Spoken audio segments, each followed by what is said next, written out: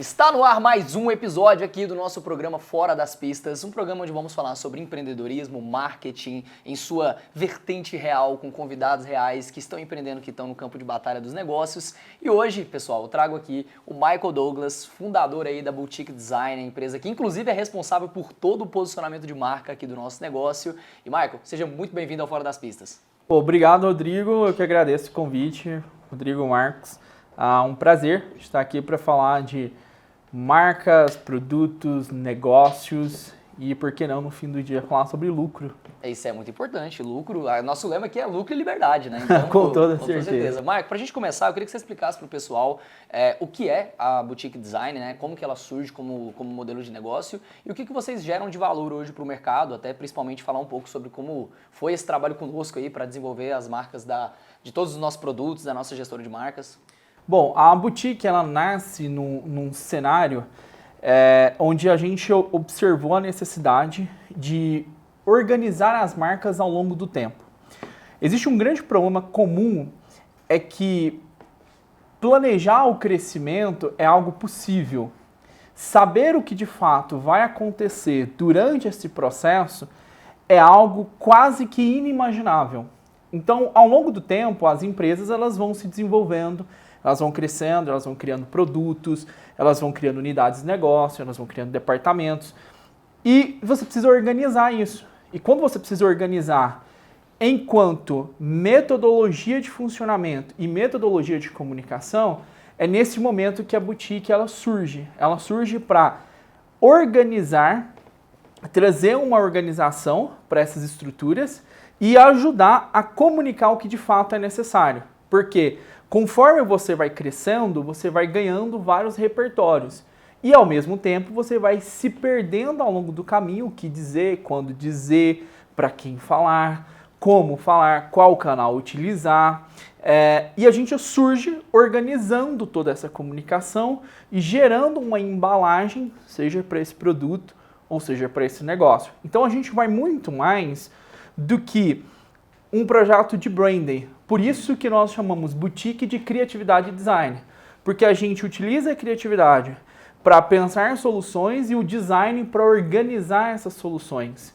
E, logicamente, ali no meio do caminho existe um branding para que a gente possa gerar valor nesse processo de comunicação. Então, é por isso que a gente surge, é por isso que a boutique ela existe. Ela existe dessa necessidade e desse crescimento exponencial das empresas, o que está se tornando cada vez mais comum no mercado. A gente tem empresas que elas conseguem crescer exponencialmente, e não só em times, em produtos e assim sucessivamente. O design ajudando ali dentro a organizar marcas, personalidades.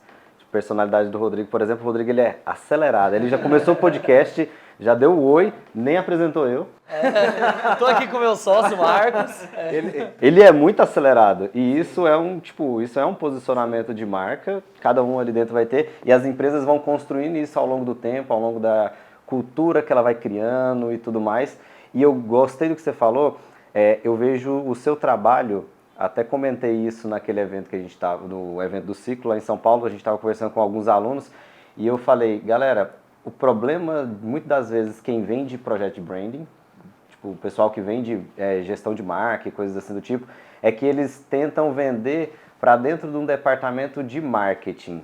E a gente já falou várias vezes que o departamento de marketing, ele ajuda a criar oferta, a impulsionar as vendas, enfim, a trazer tráfego, trazer demanda ali. E o branding, ele ajuda muito mais no departamento de gestão. Se você olha para o branding lá dentro do departamento de produto, para gestão e tudo mais, nessa visão, nessa organização, ele faz mais sentido. Então, ele traz mais corpo ali dentro para a organização, traz filosofia para as marcas, traz aquela pregnância. Hoje em dia a gente tem milhares de conteúdo e o brand ajuda a gente a... E mais do que isso, eu daria até um passo atrás, porque a gente conhece o design como na sua forma estética, né? Então, quando a gente fala de design, a gente lembra de estética, poxa, é layout, uma estrutura de um produto. Então, a gente lembra isso como uma estética. Mas, na verdade, o design ele é muito mais do que isso. Ele é uma ferramenta de gestão. Então, por isso que a gente tem grandes pensadores que utilizam esses processos de design como um processo de gerir negócios e produtos. Então, e dentro desse processo entra o branding. Eu diria que o branding, eu diria que o design, ele está uma categoria acima do branding, porque o branding ele entra dentro desse estágio de design. Porém, o design, ele surge primeiro, vamos organizar a casa. Ele vem com essa filosofia de organização. Então, a gente precisa ter processo, como que esses processos funcionam. Por isso que a gente tem um pensamento do design. Muita gente vai conhecer isso como design thinking, por exemplo. Né?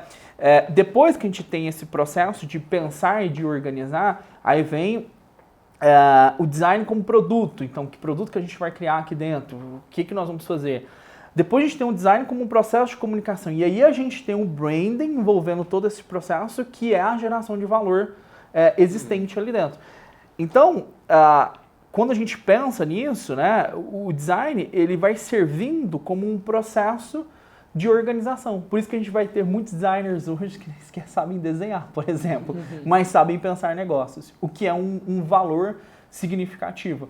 E isso acontece diariamente. Por quê? Porque todos os dias as empresas crescem, todos os dias se criam novos departamentos, se criam novos produtos, surgem novas demandas no mercado.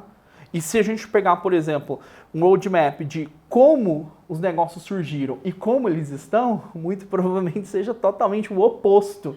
Ou, enfim, ele cresceu de uma forma tão significativa que não cabe mais dentro daquele planejamento. Então você precisa estar organizando isso diariamente. O design, eu, por exemplo, percebo que 50 anos atrás as empresas elas tinham o processo de crescimento, o processo de mudança.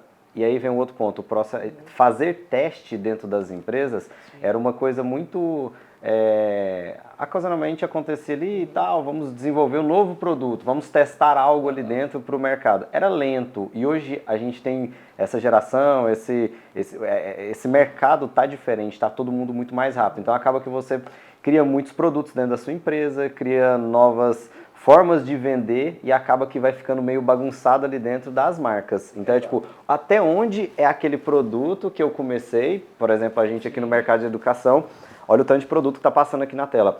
É até onde vai esse produto e ele encerra e aqui se inicia um novo produto. É onde eu vejo o design funcionando muito para essa nova economia, para esse novo jeito de se visualizar as empresas, marcas e tudo mais. E isso é uma característica da nova economia. Então, você ter produtos exponenciais, então você cresce muito rápido, mas ao mesmo tempo você precisa se adaptar muito rápido. Só que nesse meio do caminho você precisa também ter uma organização mínima para que você possa entender o que está acontecendo ao longo do tempo, para que seu cliente entenda o que está acontecendo, para que seu time entenda o que está acontecendo. Então, não é só o fator crescer. Então, crescer e ir organizando a casa é algo fundamental. Então, quando a gente olha para empresas que pertencem à nova economia ou para esse novo cenário econômico, a gente vai perceber isso. Vamos pegar um exemplo comum aqui, Uber. Se a gente pegar quando a Uber ela surgiu, a gente pegar o primeiro desenho da Uber com o desenho que existe hoje, obviamente existem grandes diferenças nisso. Mas se a gente pegar uma documentação, e aí entra um fator muito importante das empresas da nova economia, que é ter o hábito de documentar. Documentar processos, documentar experiências. Se a gente pegar essas documentações que é público, quem fizer uma pesquisa vai conseguir encontrar isso, você vai conseguir perceber exatamente como a empresa ia crescendo e se organizando. Ela crescia e se organizava, crescia e se organizava. Poxa, eu preciso abrir uma ramificação aqui, como que ela vai funcionar? Então ela se organizava. No fim do dia, os CEOs tinham uma clareza gigantesca para onde o negócio estava indo, o time tinha uma clareza gigantesca do que eles precisavam fazer, e o cliente tinha uma clareza gigantesca do que era aquele negócio. O grande problema é que empresas que estão fora desse cenário econômico, eles não entendem esse processo de exponencialidade, eles não entendem esse processo de documentação e muito menos esse processo de organização. Então por isso que tudo fica muito moroso. Então eu espero crescer para eu me organizar, eu espero me organizar para eu comunicar, e eu espero comunicar para ter um retorno. Pô, coloca 10 anos aí. Que... Vai muito tempo, né? E a gente tem uma lógica aqui, pelo menos no nosso modelo de negócio, muito mais de progresso e ordem. Tanto que inúmeras vezes eu cheguei pro Michael e falei assim, Michael, eu acabei de vender um produto e agora ele precisa de um nome. Ele precisa de uma roupagem, ele precisa de uma estrutura. E o Michael sempre foi ajudando a gente a colocar todos esses produtos de maneira, mesmo que não sejam enfileirados, porque às vezes eu não acredito nessa ideia de esteira de produtos, mas muito mais em escada de valor, do quanto eu consigo gerar valor para aquela pessoa. E o Michael sempre ajudou a gente a desenvolver e organizar isso daí. O que é importante falar aqui sobre a tua empresa, que é uma empresa de serviço. Você é uma empresa de serviços digitais, é o que a gente ensina, é o que a gente vive, é o que a gente sempre viveu nos nossos anos de empreendedorismo. E o mais importante, pelo menos o maior valor que eu vejo que você entrega pra gente como seus clientes, né, no caso, é a sua visão de negócios. Foi algo que você inclusive já falou aqui. E o prestador de serviço que está assistindo a gente, a empresa, a agência de marketing, o designer, o social media, na maioria das vezes ele passa mais tempo estudando sobre a parte técnica, ou seja, por exemplo, como fazer um design melhor, do que sobre como entender modelo de negócio, para poder trazer a ferramenta do design, o design como ferramenta para agregar no modelo de negócio. E eu vejo que você faz isso muito bem, eu queria que você trouxesse um pouco para a galera isso daí. E isso foi um olhar que eu tive quando eu estava na faculdade. O que eu percebia quando eu estava na faculdade? Pô, estava ali, tinha uma turma de 70 alunos, a minha turma formou 30, tá? Mas uma turma que começou, menos da metade, mas uma turma que começou com 70 alunos. Quando eu cheguei naquela turma, eu falei, pô, eu tenho 69 concorrentes aqui, basicamente. E esses caras eram melhor do que eu em muita coisa, por exemplo. Pô, tinha um cara que ele era ilustrador muito melhor do que eu. Eu falei, pô, esse cara é um gênio da ilustração. Não sei nem por que ele tá aqui, porque ele precisa de um diploma, obviamente. Mas, com o passar do tempo, eu fui entendendo uma área que existia, que era o design corporativo. Quando eu ia para as aulas de design corporativo, a turma que tinha 70, ela reduzia para 15. Falava, aqui tem um mercado. Porque ninguém está indo para essa aula. Quando eu ia para a aula de ilustração, tinha 78. Porque aí tinha uns 70, mais os convidados, mais os professores. Então a turma, pô, ela se inchava. E quando eu ia para designer corporativo, ninguém estava lá. E aí eu comecei a observar isso em eventos, por exemplo. Poxa, eu ia nos eventos de design, quando a gente estava num talk de um grande escritório de design, o talk estava lotado. Então, pô, estava cheio. Quando eu ia, por exemplo, num talk onde tinha um grande designer ensinando sobre processo de vendas, negócios, aquele talk se esvaziava quase que 80%. Ou seja, peraí, ninguém está olhando para um lugar que precisa ser olhado, que é, eu sair daqui, preciso vender isso para o mercado. Para eu vender isso para o mercado tem que ter um negócio. Para eu ter um negócio tem que aprender de gestão, de empreendedorismo, sucessivamente. Ou eu tenho que ser tão bom para eu trabalhar para alguém. Você fugiu da concorrência. Eu falei, cara, eu preciso sair da concorrência. Então, obviamente, esse olhar, em um primeiro momento, ele aconteceu num processo acidental. Eu estava olhando qual era a área que tinha a menor concorrência possível ali dentro, qual era meu oceano azul, vamos dizer assim, né? Onde está menos sangrento a água. E aí eu comecei a olhar para o mercado de uma forma geral. Eu parei de olhar para a universidade onde eu estava, para o meu campus. Falei, vamos olhar para o mercado? E quando eu olhava para o mercado, eu começava a ouvir um questionamento muito simples, que era, pô, ele não entende o que eu faço. O cliente não sabe o que eu estou fazendo. Pô, esse cara não vê valor no que eu faço. Eu falei, pô, tem alguma coisa errada, não é possível. Isso é tão essencial para um cliente quanto qualquer outra área do negócio dele. Ou não estão sabendo explicar, ou não estão atuando da forma certa. No fim do dia eu descobri que eram os dois problemas. Não sabiam explicar o que faziam de fato e não atuavam de uma forma correta. Porque no fim do dia ou eu tenho algo que agregue o negócio do meu cliente, e quando eu falo agrega o negócio do meu cliente, eu ajudo ele crescer enquanto negócio, ou eu tenho um custo para ele. No fim do dia é isso. Se você não é aumento de lucro, você é custo. Você é um custo, cara, total. Isso daí que você está falando. E eu vejo esse desafio em todo prestador de serviço, de quem presta serviços digitais, vamos assim chamar, que é o desafio de estar olhando para o mercado e não para o que ele está fazendo. Enquanto você fica, eu vejo isso muito, por exemplo, aconteceu com editor de vídeo de corte, gestor de tráfego e social media.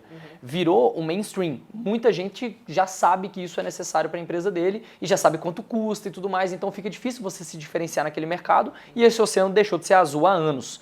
Então hoje, por exemplo, quando eu falo com os meus alunos, eu falo, cara, existe ainda uma grande demanda, mas se você olhar para outros problemas que o mesmo público tem, como por exemplo o problema de organização estruturação de negócio, que é o que você está citando.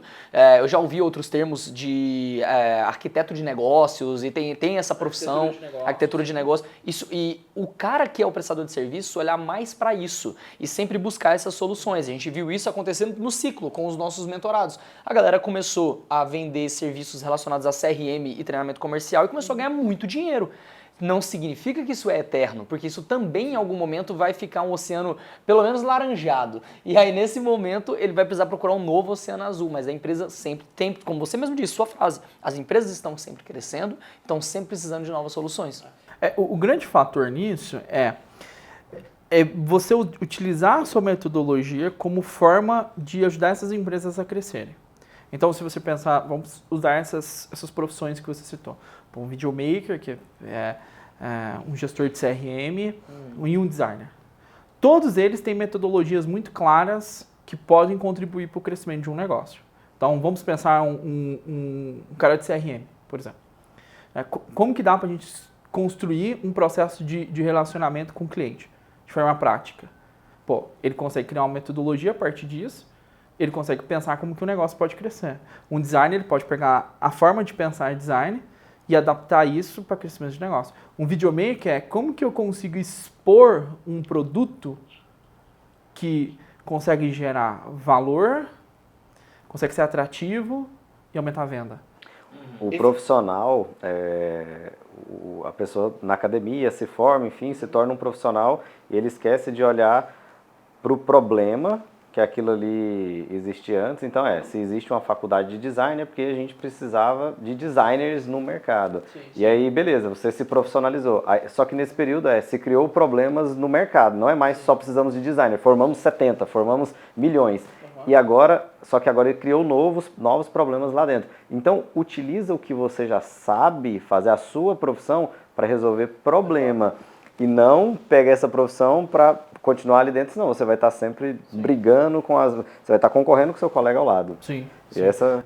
exatamente. Se a gente pegar, por exemplo, no fator de design, quando a gente olha isso, se a gente pegar ali, 2010, você tinha um problema que era como a gente cria identidades corporativas.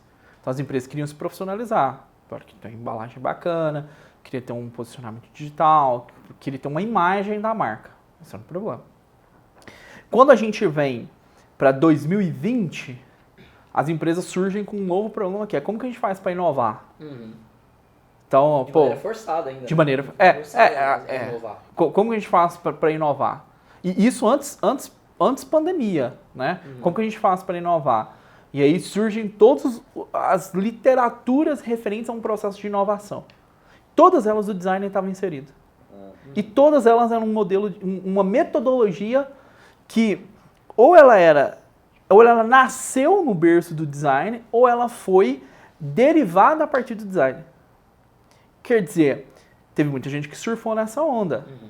E foi muito bom. Foi muito bom. E aí vem pandemia. Que é, agora como que a gente escala isso com tecnologia? A gente consegue escalar com tecnologia, a gente consegue ter um processo enxuto, uma operação enxuta, sem perder a essência. Essa é a grande dificuldade. A grande dificuldade. E aí surge de novo um novo mercado para o design. Ou seja, os problemas mudam ao longo do tempo, mas se você olhar para as metodologias, elas são aplicáveis. A diferença é que você aplica frações dela ao longo do tempo. Em todos esses períodos, tudo isso se aprende dentro de uma faculdade. Processo de inovação, imagem corporativa, organização de negócios. Ou seja, o tempo ele só fragmenta o que você aprende. Você só precisa entender que qual o tempo, qual a solução desse tempo. É isso. Logicamente parece ser simples. O óculos da Apple agora, ele só tinha, quando a Google lançou... Já existia, né? Já existia. Cara, eu agora trazendo isso temos realidade virtual. Trazendo isso total para a prática, assim, sempre existiu o Business Model Canvas, sempre existiu o plano de negócios, sempre existiu o CRM, E todas essas coisas sempre existiram. E houve momentos onde elas estiveram mais em alta e momentos onde essas coisas foram perdidas. Até por mim mesmo. Em 2018, todo cliente que eu fechava, eu fazia um business model canvas do negócio dele antes de eu começar a prestação de serviço. E eu fui parando de fazer isso. Com o tempo eu fui parando de fazer isso. Quando chegou um momento ali, com os meus alunos, né, com os meus mentorados, que eu percebi que eles precisavam fazer isso para o próprio negócio deles. Porque eles estavam inovando o tempo inteiro, porque eles, todo mundo entrou de cabeça nesse negócio de deixar de ser agência de marketing e virar agência de vendas, né? Todo mundo entrou muito de cabeça nisso, só que peraí, agora a gente precisa entender o que é esse modelo de negócio. Vendeu, faturou, validou, fez o Product Market Fit, agora o próximo passo é a gente entender o que é isso. E aí vem com essas ferramentas, que Business Model Canvas é total uma ferramenta de design, para você pegar e montar um Canva do seu negócio, do que é o seu negócio, né? Cara, Rodrigo, isso é tão antigo. Mais velho que andar pra frente. Assim, pra gente ter noção de quanto isso é antigo, isso estava presente, por exemplo, logicamente com outros nomes, nas indústrias Toyota. As indústrias Toyota, elas tinham uma demanda que era: como que eu aumento a minha produtividade com um processo organizado? E lá se começou a falar, por exemplo, de esteira de produto. Esteira de produto, começou a falar, meu Deus, enfim, quantos anos existem as indústrias Toyota? Uhum. Então, o cara queria criar carro, ele queria criar o máximo possível de carro, como que ele faz isso organizado? Ele foi lá e criou um modelo de Canva, criou um processo, um passo a passo, aplica isso aqui, eu consigo ganhar em escala. Uhum. Ou seja, tudo isso que a gente está falando, o grande ponto é que o público, de uma forma geral, ele se preocupa muito com o nome. Qual o nome que eu dou para isso? Uhum. Qual o nome que eu dou para uma metodologia? A pergunta é, qual a metodologia para esse tempo? Não é o nome o nome da metodologia é o menor de todos os problemas que vai ter. É qual a metodologia se aplica para esse tempo, porque metodologias existem. Se a gente pegar as literaturas acadêmicas, artigos científicos, cara, tem metodologia que eu olho para aquilo e eu compartilho muita coisa com o Marcos, tem metodologia que a gente vai falar assim, cara, isso aqui é 2050, vai ser aplicável. Ou eu tenho um outro tipo de negócio, modelo de negócio, vai adaptar para aquilo ali. Sim. O da Toyota que você falou, eu esqueci agora o nome do livro, eles passaram por um problema que foi design de novo, eles reorganizaram o formato das mesas, que antes a estrutura de produção ali dentro, como a diretoria se sentava e tudo mais, então eles se sentavam um na frente do outro para poder acelerar o processo, que hoje é muito comum dentro das empresas. E aí, você falando sobre adaptação, no meio do caminho, o que aconteceu? Surgiu uma outra ferramenta chamada e-mail. E aí, cara, eles tiveram... Beleza, agora temos uma tecnologia, agora a gente mudou a nossa mesa para um sentar na frente do outro, só que eu não preciso mais ter que aguardar o meu colega que está na rua para chegar e eu falar. Eu já posso deixar um e-mail. Então, eles tiveram uma lentidão para entender, adaptar a nova ferramenta de dentro que surgiu. Trouxe lentidão ali dentro. Do mesmo jeito. Usou ferramenta. Que Toyota é um grande exemplo de inovação, ela também tem grandes percalços no caminho, como, por exemplo, essa questão do e-mail. Mas, para vocês entenderem, esse item de Model Canvas tem um exemplo muito claro disso, que é quando você vê aquele filme Fome de Poder, que conta a história do McDonald's. Eu ia falar agora disso. Tem um cara lá desenhando no chão, qual é a posição que o meu time fica, para eu ter celeridade no meu processo. Basicamente, ele desenhou um negócio ali. Uhum. Ele desenhou, por quê? Porque ele desenhou o produto, ele sabe como o produto gira. Então, olha que legal isso. Olha que o nome é o menor dos problemas.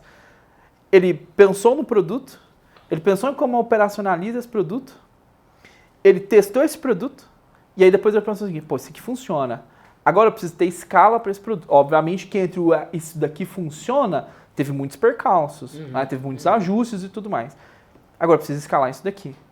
Quando ele começou a escalar, ele começou a perceber o seguinte, peraí, não estão entendendo muito bem o que eu faço. Então agora eu preciso organizar a minha imagem de marca. Eu sempre falo, para quem procura a gente lá no escritório, que a gente atua na contramão do mercado, que é, o que é o comum de empresas? Eu tenho uma ideia, eu penso numa marca, pego aquela marca, eu aplico ela no mercado e assim sucessivamente.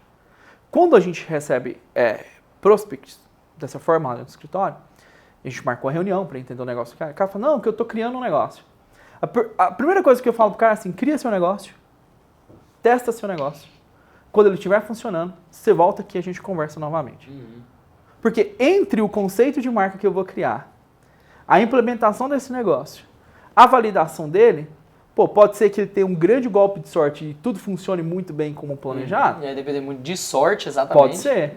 Na grande maioria, não. Simplesmente ele só perdeu tempo comigo criando uma marca, ele perdeu dinheiro, porque pode ser que, enfim, não era o momento dele pensar nisso, e ele atrasou a implementação. Então, eu sempre falo, para quem me procura, esses dias eu falei isso para um amigo, e ele falou, porque eu quero montar um negócio, mas eu não tenho uma marca. Eu falei, cara, não ter marca é uma grande desculpa para não criar um negócio. Sim, total. E outra coisa, todo contratante de prestador de serviço, de algum tipo de empresa de serviço, no final do dia ele quer alguém para colocar a culpa do fracasso. É muito comum isso, é tipo, eu vou contratar o Michael para fazer a minha marca. Aí minha marca, se não der certo, eu posso dizer que é porque ele não fez uma boa marca. Eu vou contratar a agência do Marcos para fazer minhas campanhas, para que eu diga que a culpa é dele porque o meu time comercial não fechou venda. Então, assim, isso acontece muito no mercado e a gente tem que ficar atento em relação a isso como prestadores de serviço. Justamente para saber quem é seu cliente e quem não é seu cliente. Em que estágio ele está e saber orientá-lo. Vou te dar um exemplo. Eu tenho um aluno meu que ele tem uma empresa de prestação de serviço de marketing voltado para advocacia. E o melhor cliente dele é o cliente que é o escritório de advocacia, que tem pelo menos ali uns 5 funcionários, somando funcionários e associados. Não serve para o autônomo. E durante muito tempo ele espichava o autônomo dali. Falava, cara, eu não tenho produto para você, não faz sentido para você. O que ele fez? Ele pensou e falou, cara, eu vou vender alguma coisa para esse cara. Ele está começando no mercado agora, ele é autônomo, e ele está nascendo no mercado. E a gente conversando, né? Eu falei, cara, se ele está nascendo, ele precisa de um enxoval. E aí ele criou um produto que é o enxoval do novo advogado. Ele cria todo o primeiro posicionamento dele. Um site, ele cria tipo 6 modelinhos de post no Canva para o cara poder criar o conteúdo dele e passa um tutorial de como fazer uma campanha no Google Ads para ele. Pronto, tá aqui seu enxoval. Assim que você tiver validado, me procura de novo e a gente pode fechar uma assessoria. Isso é excelente. Ele criou um produto para uma demanda. Isso é excelente. Porque se você for pensar isso num Business Canvas lá no início, essa era uma demanda que nem sequer ele fazia ideia que ela existia. Mas ele, tô atuando no mercado, tô descobrindo que existe uma dor no mercado. Então é assim, não dá para você descobrir dor se você não atua. Basicamente é isso. Você precisa atuar no mercado, você precisa descobrir as peculiaridades do mercado. A gente tem singularidades em todos os mercados. Assim, o Brasil é um país extremamente singular, porque a gente é um mundo dentro de um espaço.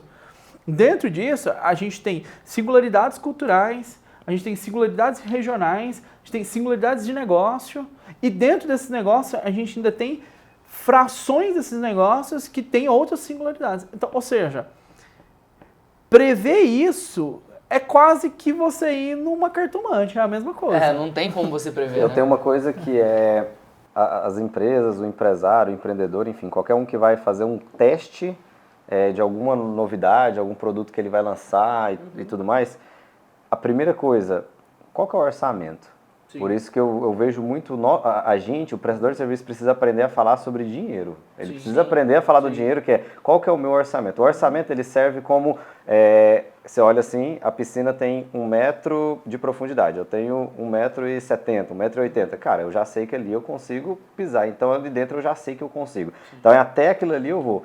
Eu não sei nadar, por que vou pular numa piscina de 2 metros de profundidade? Eu vou ter problema ali dentro. Então a primeira coisa é, eu defini um orçamento. Aí dentro desse orçamento, aí você vai usar ferramentas para fazer aquele teste. Então eu vou testar através de um canal de tráfego, através de um canal disso, daquilo. Opa, tráfego é caro, evento vai ser caro, então eu vou para um canal de outbound, de prospecção ativa, ok, com o orçamento que eu tenho. Então, tipo, não existe a resposta pronta ali dentro para cada um. E aí você vai usando ferramentas. O que o design traz para a gente são ferramentas, mas assim, o prestador ele precisa iniciar com qual orçamento que eu tenho, através disso, qual ferramenta que eu vou utilizar. Porque, por exemplo, eu lembro há 1 ano e pouco atrás, eu falei, Michael, a gente precisa fazer algumas coisas, blá, blá, blá. E aí você falou, não, tem que fazer um evento, tem que fazer um não sei o que. Eu falei, não tem esse orçamento. Não tem esse... Repense a mesma coisa aí, seja criativo tanto quanto, crie ferramentas aí pra gente com esse pouco dinheiro aqui que a gente vai te entregar. E aí, ali dentro que começa a florescer, enfim, criar esses novos produtos, esses novos canais. Ter clareza da sua realidade, ela é tão importante quanto o lugar que você quer chegar. Existe um problema muito comum de mercado, que aí a gente tem as grandes frases, que é sonho grande, começa pequeno e tudo mais. Tá. Mas no dia a dia, vamos pensar, pô, o cara vai abrir um negócio. Qual que é a minha realidade? O que é meu cenário? É onde eu tô, cara. É o que eu tenho. Isso falta para 70% das pessoas que querem empreender no Brasil hoje. Eles não têm clareza de realidade. Eu tenho que ter clareza da minha realidade. Porque se eu tenho clareza da minha realidade, eu sei o que eu faço para chegar naquele lugar que eu quero. Basicamente pensa o seguinte, ter clareza de realidade é tão importante quanto saber o carro que você vai comprar. O problema não é comprar o carro, o problema é manter o carro. Esse é o menor dos problemas. Comprar um carro, comprar uma casa, é o seu menor dos seus problemas. O banco está aí para isso. O banco te ajuda. O banco te ajuda, todo mundo te ajuda. Agora, pagar o IPVA do carro, as manutenções do carro, pagar as possíveis avarias que você vai ter ao longo do tempo, porque você vai precisar ter um caixa para aquilo, e manter o combustível dele, esse é o maior dos problemas. Então, aonde está o maior dos problemas dos empreendedores? Não, eu quero começar um negócio. Não, eu preciso de uma sala. O problema não é você ter uma sala por um mês. O problema é você ter a sala por 12 meses. Sim. Eu quero iniciar um canal no YouTube e eu já vou contratar um estúdio de podcast para que eu possa gravar os meus vídeos. Pô, legal, um mês você faz isso, bacana. Eu quero ver você fazer isso por 12 meses. Então, e eu, particularmente, eu tive uma sorte muito grande que a minha sócia, ela é muito boa em números. Então, quando a gente for começar um negócio, a primeira coisa que ela fez comigo foi sentar e me mostrar a minha realidade. Falou assim, isso aqui é a sua realidade hoje. Isso é o que é possível de ser faturado daqui a X tempo, mas isso é o que você fatura hoje. Então, isso aqui é seu salário. Ela já começou cortando meu salário. Ela falou, pô, isso aqui é seu salário. Ela falou, se eu pegar a média e dividir por 2, pegar a média do mercado e dividir por 2, você vai ganhar só 1/3 disso aqui. Pô, mas o mercado me paga mais. Eu falei, o mercado, aqui a gente vai te pagar menos um pouquinho, porque é a nossa realidade. Então, compreender aonde eu estou é tão importante quanto aonde eu quero chegar. Só que o grande ponto quando a gente olha para onde eu estou, as pessoas se paralisam. Então, ela fala, pô, eu não tenho nada, eu não tenho... Pô, não é que você não tem nada. Você tem. Você só não tem a que você quer. Mas para começar, você tem. Todo mundo tem o que é necessário para se começar. E vale a reflexão, até para a gente fechar aqui, para encerrar o nosso programa de hoje, que eu falei isso no último episódio até, né, que as pessoas elas empreendem muito por paixão e não por educação. E você paga muito caro quando você faz isso, né? Quando você sonha em ter um negócio, você vai por aquele sonho porque você viu alguém na internet fazendo aquilo e você quebra a sua cara porque você não tem educação. Você não tem educação financeira para fazer isso aí que você falou, você deu a sorte de ter a sua sócia. A gente passou por uma situação semelhante também do Marcos chegar e falar, cara, não dá para fazer tudo isso que você tá falando ao mesmo tempo porque essa é a nossa realidade. Isso foi no começo desse ano. Eu queria ter feito uns 5 eventos, a gente acabou fazendo 2. Então, tipo, você ter essa dimensão de, beleza, eu tenho um sonho, mas eu preciso ter a educação de entender o que é necessário para realizar esse sonho do ponto A agora onde eu estou. Perfeito, essa colocação sua é fantástica. É isso aí, Michael. O grande ponto no Brasil, é um grande problema no Brasil, assim. Falta-se paixão pelos estudos. Com certeza. Concordo. Com certeza. Falta-se paixão, falta você despertar isso nas pessoas. E mais uma vez eu vou dizer que eu tive uma grande sorte na vida, que eu tinha um tio que, ele se graduou aos seus 50 anos de idade. Ele fez a sua graduação aos 50 anos de idade. E existia uma coisa que ele falava para todos nós que era assim, o maior bem do ser humano não é o que ele tem, é o que ele carrega. Porque o que você carrega, você vai moldar isso e vai conseguir se deslanchar em qualquer lugar que você estiver. o que você tem, você pode perder. E com isso, ele começou a criar uma prática que era para todos os filhos que ele tinha, e mais os agregados ali, e mais os sobrinhos, ele tinha um hábito e uma cultura de dar livros. Ele sempre dava livros. E eu aprendi a ler com ele. Ele é um senhor de 50 anos Você de criou idade. o hábito, né? Eu criei o hábito e aprendi a ler mesmo, que era, existe um ritmo de leitura, existe uma forma de leitura, cada um tem um jeito de ler. Enfim, você precisa descobrir seu jeito. E eu fui aprendendo, eu gosto desse tipo de livro, eu aprendo lendo dessa forma, eu aprendo usando esse método aqui e eu consigo reter esse conteúdo dessa forma. Legal. Então, quando ele começou a ensinar isso pra gente, a gente começou a perceber o seguinte, tá, agora eu preciso aplicar isso que eu tô aprendendo. E aí a gente começou a aplicar isso, cada um das suas diferentes formas. A gente tem sobrinhos que são arquitetos, psicólogos, designers, e Mas que todo levaram esse mundo conhecimento, aprendeu né? dessa forma. Todo mundo aprendeu dessa forma. E a gente criou essa paixão por aprender. Então, tem gente que tem alguma coisa a me ensinar. Às vezes, a gente tem um grande problema, além da falta da paixão pela educação, a gente tem um problema de orgulho. Que eu acho que o cara não tem nada para me ensinar. E você tá ali batendo cabeça. Sim. Você tá, cara, se ele foi bem O dia nisso... que você não ganha, ele vem da ignorância que você carrega. Exatamente. É isso, total. Exatamente. Então, esse orgulho de... não, mas esse cara... Não, ele tem sim alguma coisa. Todo mundo tem alguma coisa para ensinar. Logicamente, uns mais, outros menos. A pergunta é, até quando eu vou ser orgulhoso e não querer sentar para aprender? Ou até quando eu vou ter outras paixões que, ao invés de me gerar retornos, vão me gerar custos? É só isso, é só uma questão de balanceamento. De autoanálise, né? De autoanálise. Genial. Muito bom. É isso aí, recebemos hoje aqui no Fora da Pista o Michael Douglas, nosso parceiro de negócios, nós somos clientes dele, vamos deixar as redes sociais dele aí na descrição também do nosso episódio, tudo certinho. E, Michael, muito obrigado aí pela tua participação. Obrigado, Michael. E para você que está assistindo aí do outro lado e pensa em abrir um negócio de prestação de serviços, dá uma conferida nos links que vão estar aqui na descrição, tem muita coisa para poder te ajudar, dá uma conferida nos outros episódios aí também. E, óbvio, deixa seu like, independente de onde você estiver assistindo, se for no YouTube, no Apple Podcasts ou até mesmo no Spotify. E lembra de compartilhar isso daqui com algum amigo, conhecido, empresário, alguém que quer ser um empresário e sonha com isso. Um grande abraço e até o próximo episódio. Tchau, do Fora da tchau. Pista. Valeu. Obrigado.